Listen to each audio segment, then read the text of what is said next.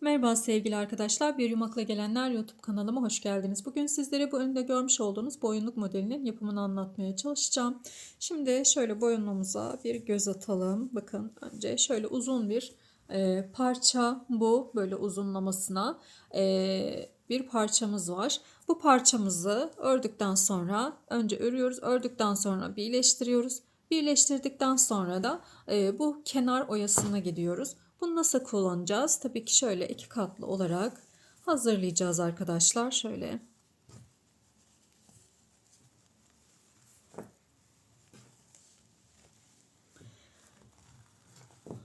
bu şekilde yaparak kullanabilirsiniz.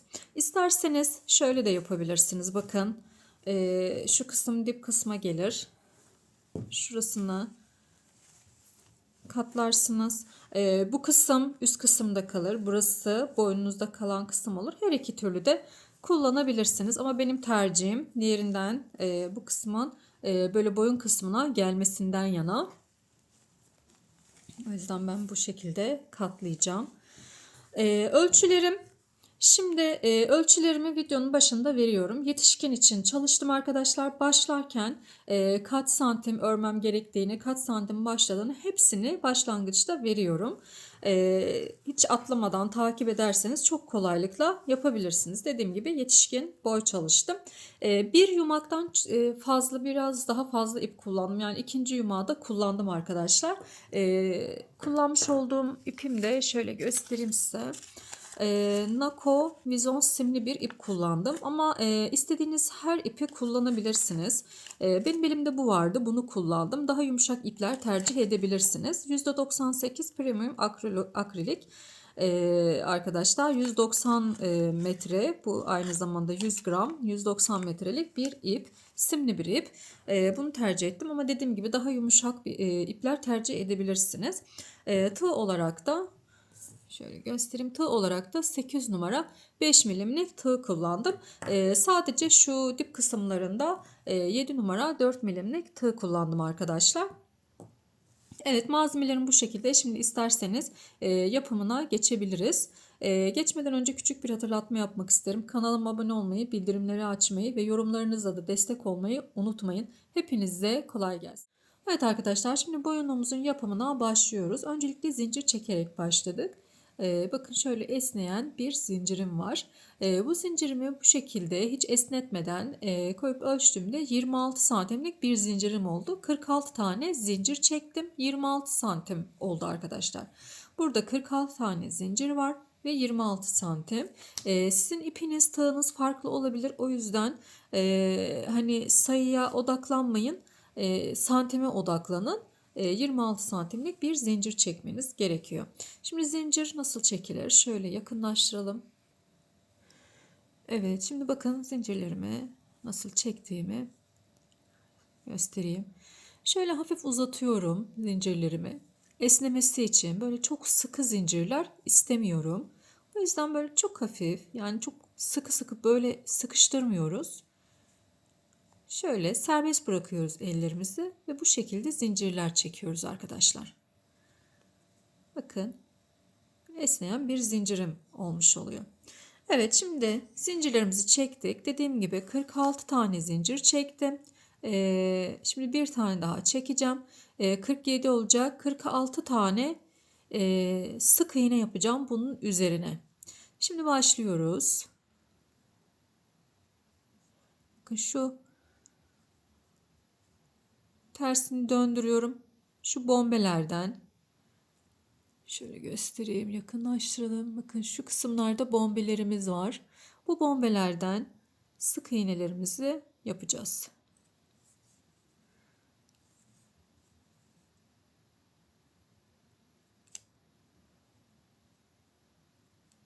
46 tane sık iğnem olacak.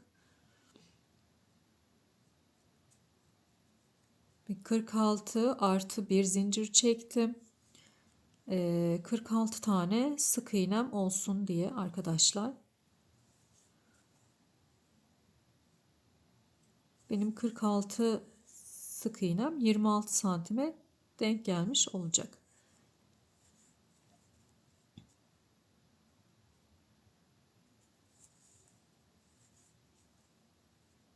Evet, sıra sonuna kadar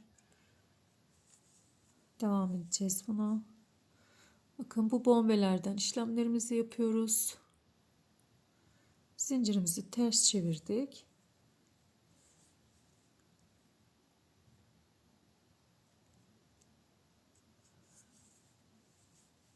Bu bakın zincirimizin böyle esnemesine sebep oluyor. Yani bu arkadan başladığımızda şöyle zincirimiz sıkı değil, böyle gevşek bir zincirimiz olmuş olacak. Örgümüzün de ilk sırası gevşek olmuş olacak. O yüzden bu yöntemle yapıyoruz. İlk sırada biraz tabii burada zorlanabiliriz. Şöyle tırnağınızla destek verebilirsiniz. Biraz tığımız kalın olduğu için. E, Ama hani bol çekmemizin sebeplerinden biri de bu arkadaşlar. Bu bombeler kendini belli etsin ve rahatlıkla buralardan tığımızı batırabilelim. Evet, şimdi isterseniz sıra sonuna kadar gelelim. Evet, ben trabzanlarımı, sık iğnelerimi yaptım. Şimdi bir tane zincir çekiyorum, döndürüyorum arkadaşlar. Bakın. Şöyle arka kanatlarından işlemler yapacağız. Şimdi örgümüzü bu şekilde değil de şöyle tutuyoruz. Bakın şöyle arpa şeklinde kısımlarımız var. Bunların bu ortadan giriyorum. Arka tarafından çıkıyorum. Arka kanadından alıyorum ve sık iğne yapıyorum. Tekrar yanındakinde yine aynı işlemi yapıyorum.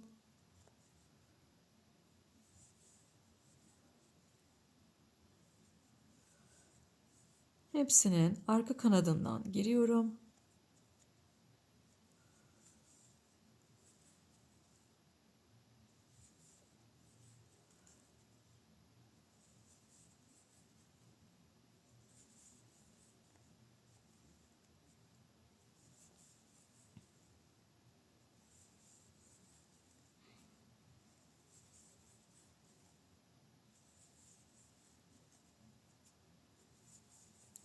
Sıra sonuna kadar aynı şekilde devam edeceğiz.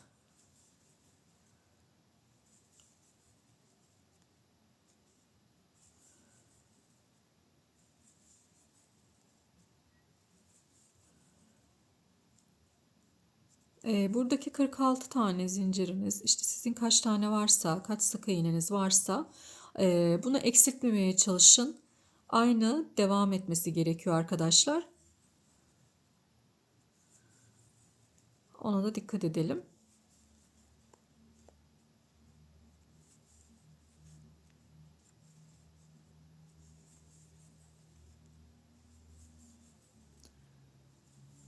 Hepsinin arka kanatlarından alarak sıra sonuna kadar geliyorum.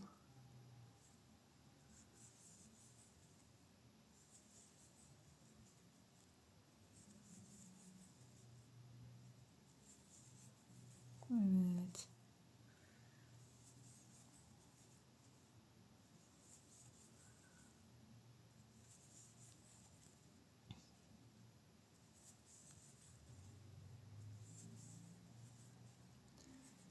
Evet, döndüm. Bir zincir çektim. Yine bakın aynı şeyi yapacağım. Şöyle arka kanadından alarak yine devam edeceğim.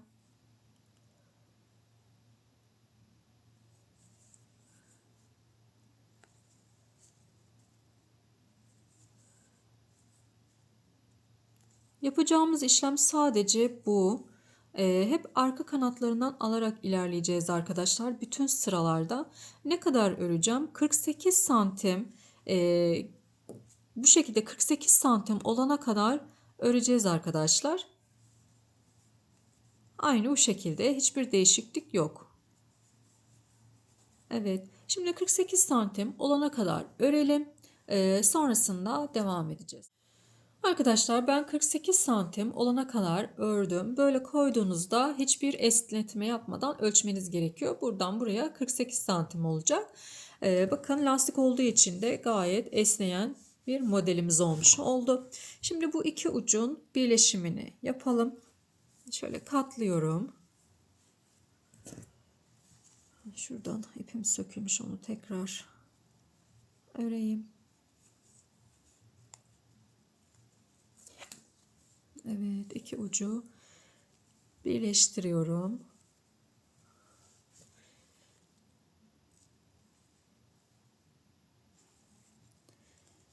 Şimdi iki ucu birleştirdik. Karşılıklı olarak ilmekleri aynı hizada almamız gerekiyor arkadaşlar. Onunla dikkat edeceğiz. Şimdi şöyle koyuyorum.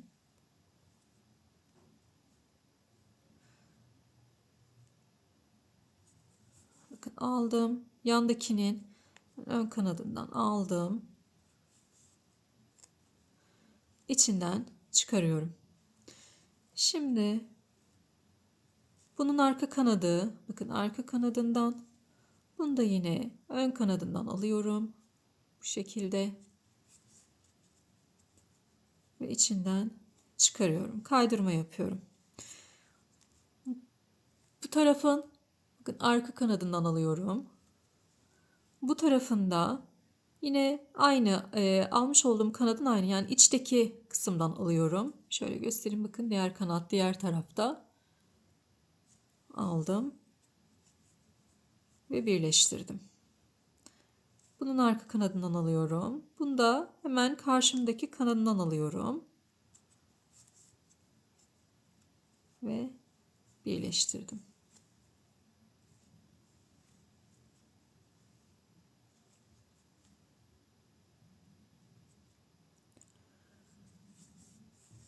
Evet.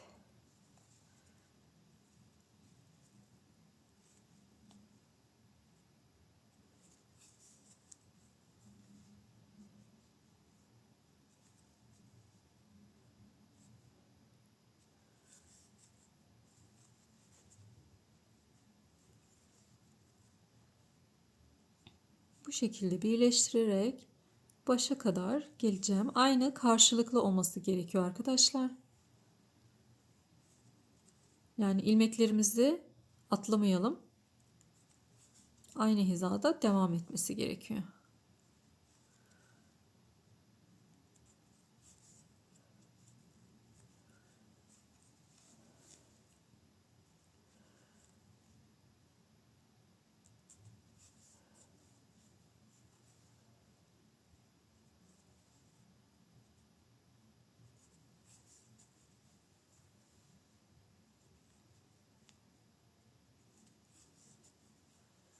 Sıra başına kadar gelelim. Evet, dikişini yaptık. Bakın bu kabartılarla aynı hizada, aynı şekilde gözüküyor. Zaten şu şekilde çevirdiğimizde zaten bu şekilde giyeceğiz arkadaşlar. O kısım belli bile olmayacak. Evet, şimdi kenar oyasını yapalım. Hiç ipimizi kesmedik. Olduğu yerden devam edeceğiz. Şöyle 3 tane zincir çekelim. 3 tane zincirimi çektim. Dip kısmına, aynı yere dip kısmına batıyorum ve uzatıyorum. Tığ numaramı değiştirdim arkadaşlar. Bir küçük numara yaptım kenar oyası için. Şöyle göstereyim. 7 numara 4 milim yaptım. 3 tane zincir çektim. Şimdi bu zincirimi söküyorum. Şöyle bir zincir çekiyorum. Aynı yere, bakın aynı yere bir tane sık iğne yaptım. Şimdi 3 tane zincir çekiyorum. İpimi doluyorum. Şimdi bu sık iğne yapmış olduğumuz yerin, bakın hemen 3 tane zincir çektim. Hemen şu dip kısmında böyle bir alan var. Sık iğnemi yaptım. 3 zincir çektim. Hemen 3 zincirimin dibinde böyle bir alanım var. Bakın 2 ilmeğim. Buraya batıyorum. Çektim. İpimi doluyorum. Tekrar batıyorum. Aynı yeri yapıyorum. İkinci batışım. Tekrar ipimi doladım. Aynı yere tekrar batıyorum.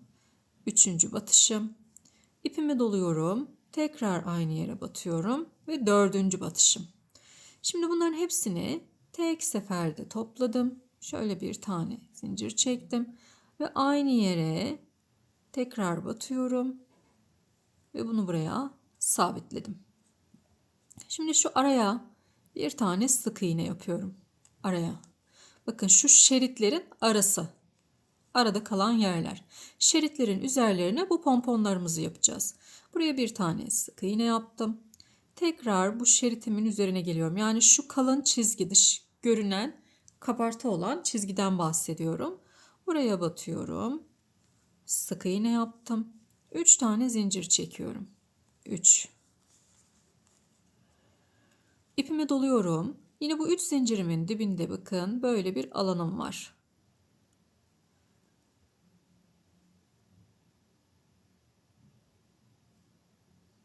Bu alanıma batıyorum, çektim. Birinci çekişim. İpimi doladım.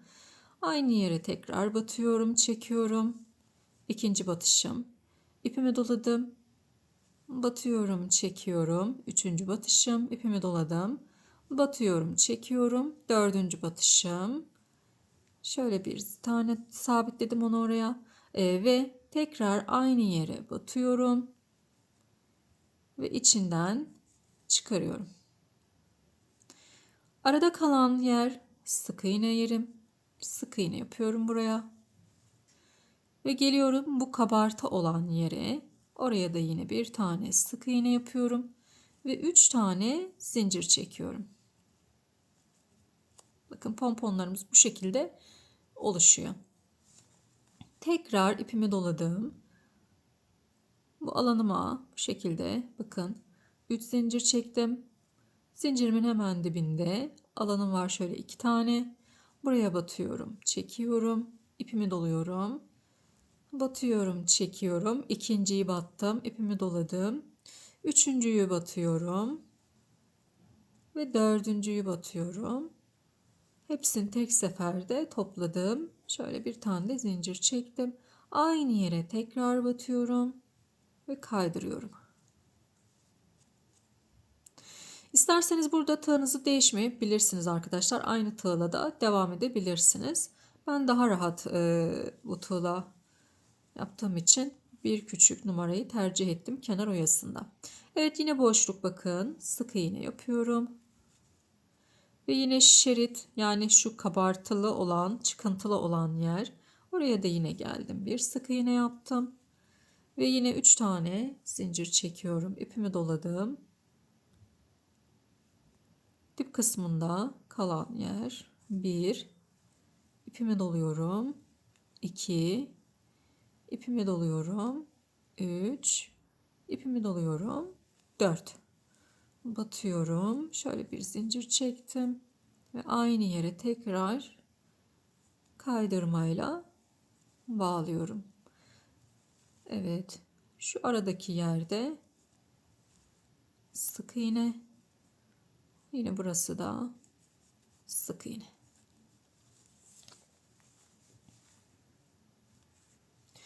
Üç tane zincir çektim.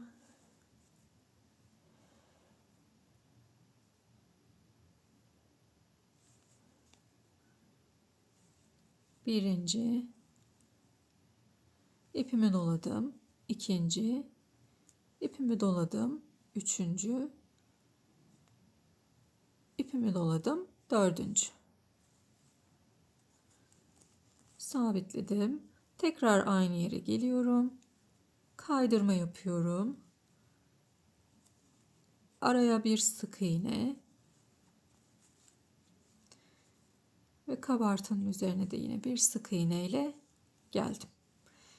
Arkadaşlar şöyle bakın. Gayet güzel. Sıra sonuna kadar gelelim. Sıra sonuna kadar neredeyse geldim.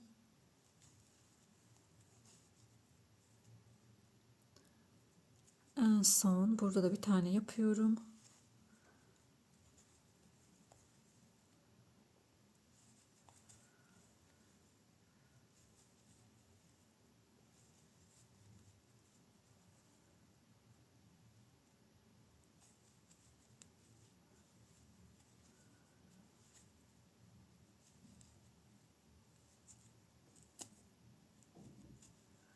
Araya da bir tane sık iğne ve bu popcorn'un hemen dip kısmıyla kaydırıyorum.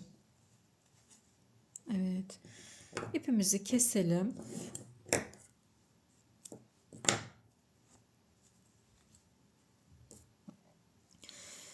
Şöyle iç kısımda gizleyeceğim onu.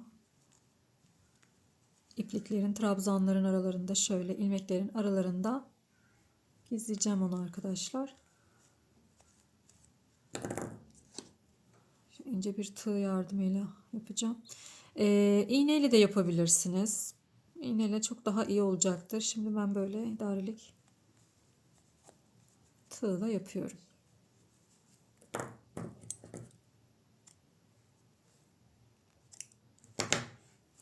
Evet.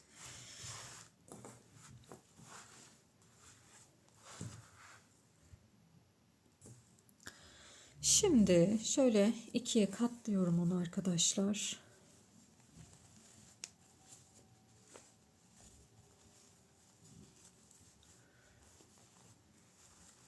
Bu kısım arkaya gelecek.